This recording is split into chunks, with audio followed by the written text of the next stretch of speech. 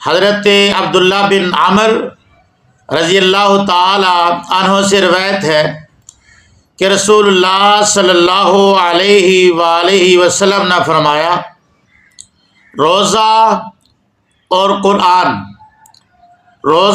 قرآن قیامت کے دن بندے کے لیے سفارش کریں گے۔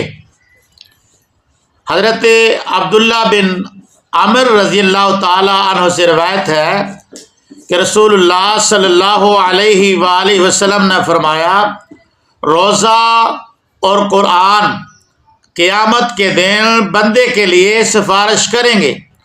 روزہ کہے گا، اے میرے رب، میں نے اس بندے کو کھانے پینے اور اپنی خواہشات پوری کرنے سے روکا رکھا، اور اس کے بارے میں میری سفارش کو قبول فرما۔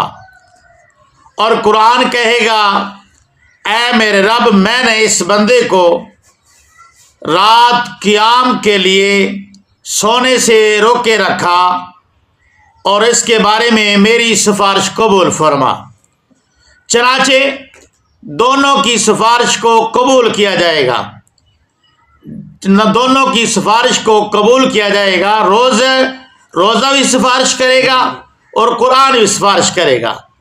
دیکھیے، جس وقت روزہ اور قرآن سفارش کر کے یہ دونوں اس بندے کو جنت میں لے جائیں گی، اللہ تبارک و تعالیٰ کے آگے یہ سفارش کریں گے